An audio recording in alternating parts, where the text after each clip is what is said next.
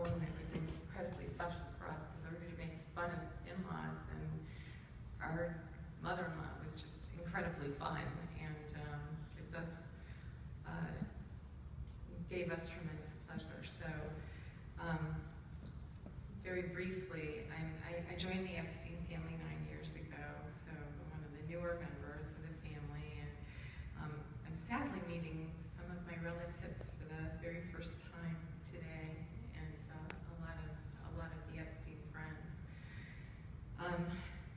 Nearly 20 years ago, I actually read a poem by Linda Ellis, which called The Dash, and I'm sure some of you have heard this poem, and others of you will be hearing it for the first time. But regardless, I think Ruth actually epitomized this poem, The Dash, and I want to share it with you in honor of Ruth's larger-than-life dash. I read it of a man who stood to speak at the funeral of a friend. He referred to the dates on the tombstone from the beginning to the end. He noted that the first came the date of birth and spoke the following date with tears. But he said what matters most of all was the dash between those years. For that dash represents all the time that they spent alive on earth, and now only those who love them know what that little line is worth.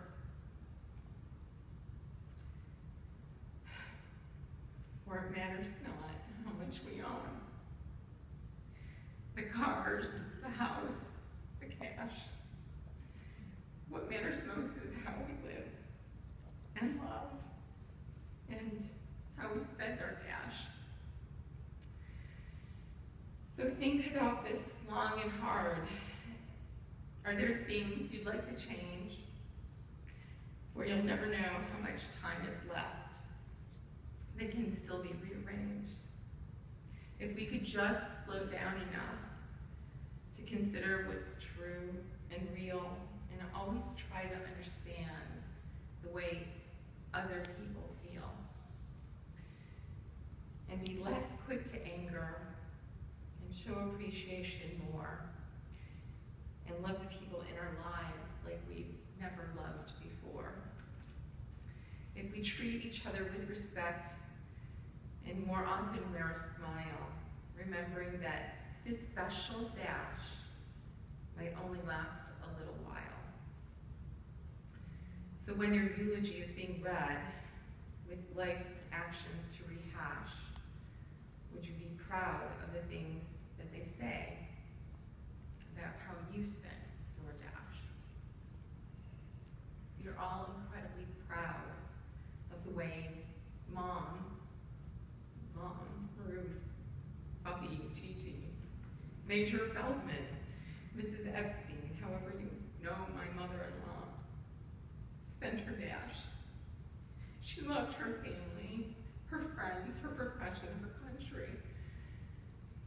You already heard that she was the translator during the Nuremberg trials, but what you probably didn't know is that she was an expert translator at the supermarket. So someone already mentioned the Stop and Shop, but I had an incredible experience with her at Stop and Shop. I initially didn't, being from the Midwest, I did not know the Epstein inflection at all. The Boston talk is new for me. So, in fact, I didn't know a cot was a cart until Mom asked me to grab one at the Stop and Shop, and I said, a cot? What aisle is a cot in? And she said, a cot. You know, a Megalith. And I said, oh, a cart, okay. Let me go get the cart. And I also came to love the fact that she took my 3-syllable name, Natalie, and turned it into a 2-syllable name, Natalie. I loved hearing that. She's the only one that called me Natalie, and it was very special to me. And I have to tell you, while my Epstein fluency isn't perfect at this point, I eventually learned to understand and comprehend the difference between, Ethan, I think you talked about it, but Marshalls and Marshalls. And in fact, I am wearing a skirt today that my mother-in-law purchased for me at Marshalls, so in honor of her. Mom was caring and loyal. Steve and I visited Swampscott actually one fall. We went to see my niece who was at Harvard, and of course, universities are cesspool of germs, and we both wound up with horrible colds, and certainly coming from Phoenix to a brisk fall in Boston, we were pretty ill. So, being the nurse that she is, she told me to take a shower, hot shower, and I did. I listened to her. She's a medical professional, so she knew what she was talking about. And when I stepped out of the shower, sitting very gently, very carefully on the sink was a hot cup of tea with honey and lemon on it. And I didn't hear her come in and out of the bathroom, but I knew she was there with my tea and the honey and lemon. And she certainly knew how to cure a cold, because by the time we left, both Stephen and I were healthy again. She was also incredibly joyful. Even in these past few years where some of us were concerned about Mom repeating a lot of things, we went to Danville and San Ramon and Berkeley this November for Thanksgiving, and got to spend that with Mom and our sons who are not here, Jake and Ben. Insightfully noted that she only repeated things that she really had great nachas for, and happiness and pride.